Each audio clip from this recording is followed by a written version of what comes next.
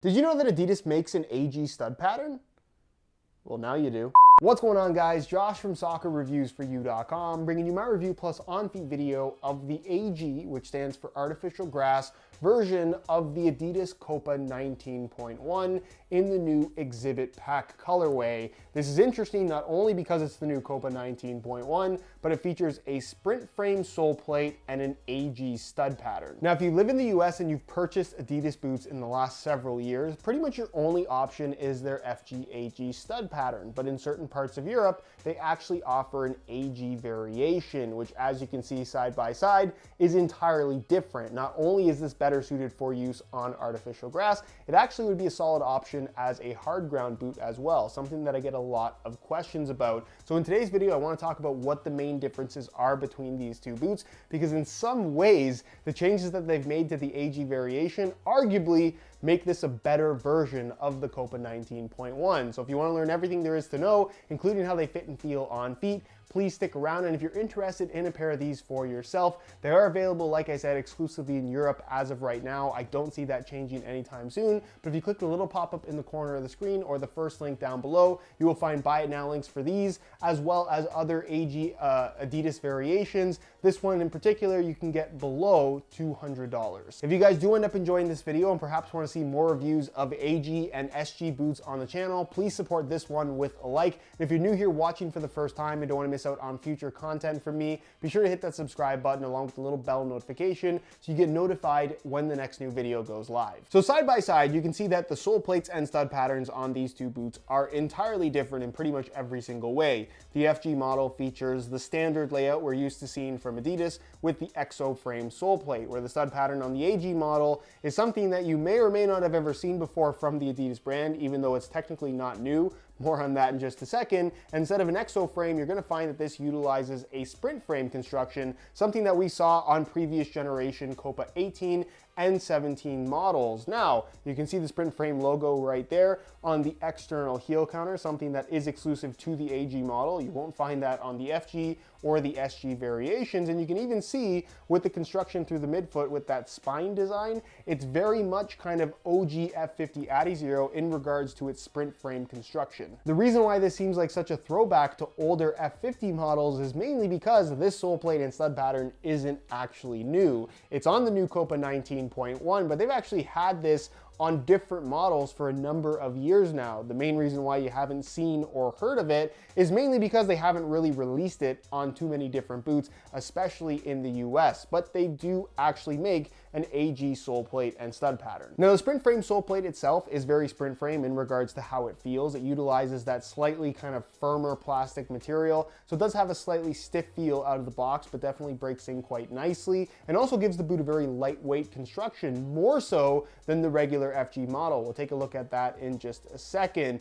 It also seems to be slightly thicker in terms of the plastic used, again, for the sake of use on artificial grass. If you've ever played outdoors on an AG surface and it's really hot outside, the surface is pretty much lava. So having that extra thickness to the sole plate will help out in regards to long-term durability and also keeping your feet from burning up. You'll also notice that as an extension piece along the forefoot and toe box edge, they have actually added a piece of plastic to strengthen the bond between the upper and the sole plate to prevent premature sole separation. Again, they beef up the AG boots for the sake of a very abrasive surface that is artificial grass. As for the AG stud pattern, it is very unique in regards to its layout, and you'll notice that the studs themselves are quite short. I would say that they are half to about 3/4 the length that you would normally find with an FG stud, and that's mainly because you don't need a super long stud on artificial grass to have optimal traction. You'll notice that there is one key design element here, and that is the fact that all these studs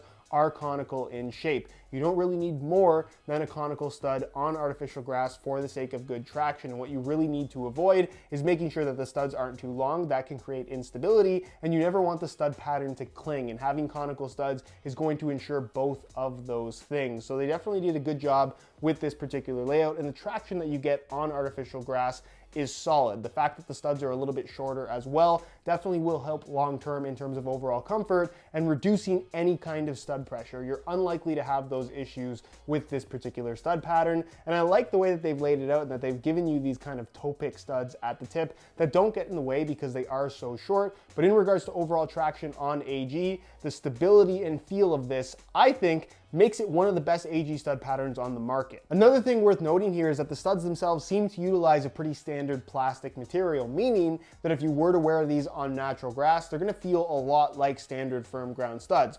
Obviously the studs are shorter, and on a premium firm ground pitch, you're gonna find that the traction is not gonna be optimal. But if you're playing on hard ground, as an example, this stud pattern with the slightly shorter studs and just having more of them under your feet, not only is it gonna be more comfortable, it's gonna be kind of the ideal setup for a hard ground playing surface. And then there's the weight. If there's one thing that's consistent with the Adidas brand, it's when you see the Sprint Frame name on a sole plate, you can almost guarantee that the boots are going to be pretty lightweight, and that they are. In a size 9.5 US, the Copa 19.1 AG weighs in at 8.1 ounces, which is about 0.6 ounces lighter than the FG variation of the Copa 19.1 with its Exo Frame sole plate. That weight difference, I would actually say, is going to be noticeable both in hand as well as on feet. So if you're looking for the lightest possible pair of Copas, especially for use on artificial grass, the AG model is noticeably lighter. Sole plate and stud pattern aside, the upper is identical to any other variation of the Copa 19.1. It utilizes two main materials for the upper,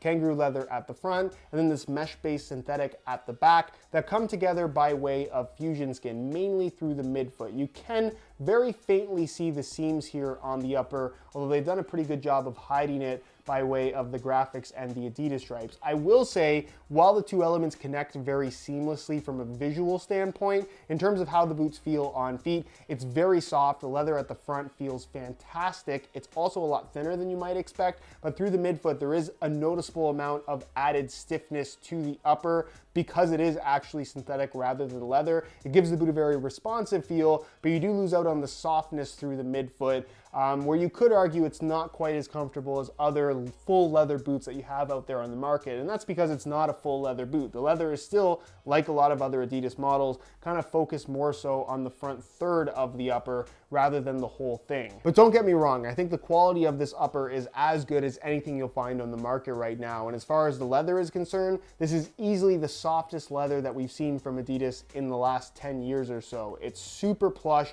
it's super flexible, and while it might look very, very thick and almost pillowy, once you actually have these on your feet and they're broken in a little bit, they stretch around your feet and have a much thinner feel than I think you might expect, which again is not a bad thing whatsoever. But if there is one thing that I don't care for as much, it is the burrito style tongue. I'm a big fan of regular burritos. I'm not so much a fan of burritos on my football boots. So the way that the upper is constructed is by way of a burrito style tongue, where basically what they've done here is the lateral side of the upper flows across the top of the foot and then tucks into the open medial side. That's how they've incorporated a lacing system on this boot, because of course there is a laceless variation of the new Copa 19 called the Copa 19 Plus, which is arguably the one to have depending on what you're looking for. But if you want superior lockdown and just a tighter fit overall, definitely Copa 19.1 is the way to go. The main reason why I'm not a huge fan of this burrito style tongue is because it is a thinner material, it does have some stiffness to it, and I just find that it makes for a stiffer feel through the midfoot than if the shoe just had a regular central tongue construction. But again, it's a personal preference thing. Plenty of people have tried these out and really like the way that it feels. Just for me personally, it's not my favorite way of doing things. Moving to the rear, of course, the boot does feature a standard low-cut construction. You will find that it features an external heel counter, which does change up the construction of the heel ever so slightly versus the regular model, but that's not something that I would say is super noticeable in regards to how they fit or feel. And then internally, you'll find that it features a really soft synthetic suede lining material with plenty of extra padding. And then finally, getting to the insoles, which are of course removable, you're gonna find that it has this nice soft synthetic suede lining on top. There's some extra foam kind of inserted in the heel area to give it that little bump out design. Very plush to the touch, but when you're actually playing in the boots, It's not something that I would say is overly noticeable. And then the insole itself is made out of an ortholite foam, which is kind of typical of the modern Copa line. We don't really see this from other top-end models from Adidas. It doesn't feel that out of the ordinary, but as far as quality is concerned, it's a pretty decent insole. So I've swapped out the stock black laces for some black and neon yellow grid pattern SR4U replacement laces, which obviously is the same matching colors. And I really think this pattern works well with the kind of fade transition design that you have going on with this boot. Plus, you're gonna have so many people that have the exact same colorway. This makes yours look that much more unique. So if you're looking to change up the style of your boots in an inexpensive way, the website to visit is sr4ulaces.com. There'll be a pop-up on screen as well as a link down below in the description. So if you're interested in a pair, be sure to go ahead and check that out. On feet, the Copa 19.1 feels pretty good, but because of the burrito style tongue, I feel like the fit isn't as good as it could have been. I would kind of describe the feel of this shoe or the shape of this shoe as a boot that goes from wide at the heel to pretty tight through the midfoot to wide again through the forefoot and toe box area. There's definitely some decent width to the heel area in regards to how it's shaped. It has a very open fit, kind of similar to some of the older Adipure models that we used to see from the Adidas brand. And then through the midfoot, partially due to this burrito style tongue and the materials used, it just has a much tighter wrap around your foot, which is not a bad thing in any way at all. It makes for the boot to feel very secure and very responsive on your feet, especially in comparison to past variations of the Copa lineup.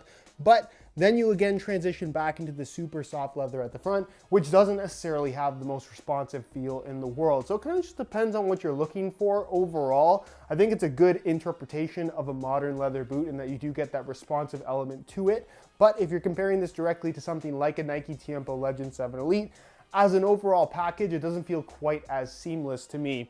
As far as comfort is concerned though, very comfortable out of the box. The leather is super soft, it gets even softer as you wear them in. And again, as long as you don't mind that tightness through the midfoot, there's really nothing to complain about here in regards to overall comfort, and not much to break in either, if I'm being honest. As far as width is concerned, we talked about that already. As long as you don't have a super wide midfoot, you should be fine with these. And as far as sizing goes, I'm wearing these in my usual size 9.5 US. And the fit and length is absolutely perfect. So if you are looking to order a pair for yourself, I would strongly recommend going true to size in order to achieve the best possible fit. So in conclusion, I think that these are really good. If you need a pair of Copa 19.1s for use exclusively on artificial grass, or even need some hard ground boots, I definitely think that this AG variation is the one to get. But I already know that you're probably asking yourself, why would I go and buy these out of Europe, likely spend a little bit more money on them versus just buying the FG AG variation that's readily available to me in the US? And I think the answer to that question depends on exactly what you want. Yes, there's nothing wrong with wearing any of the FG AG boots on artificial grass that are readily available to you. But if you're looking for the optimal experience, that I don't think you can argue this offers a much better feel on artificial grass, then I definitely think it's worth going through the little bit of extra trouble to get the true AG variation. Ultimately, it depends on what you're looking for, but I think if you're playing a lot on AG, there are some definite upsides to the AG variation of this boot. Anyways, guys, that's it for my review. Hopefully you enjoyed the video. If you did, be sure to support it with a like. Again, if you're interested in a pair of these for yourself, you can click the first link down below. That'll take you to the review page on my website, where you'll find buy it now links for these, as well as other AG options from the Adidas brand. So be sure to go ahead and check that out. If you have any questions, as always, leave them down below in the comments, and I'll do my best to get an answer out to you as soon as I possibly can. Subscribe if you haven't already for daily videos on all the latest and greatest soccer gear. You can find all my social media information linked down below in the description as well. And other than that, guys, thank you so much for watching, and we'll see you in the next one.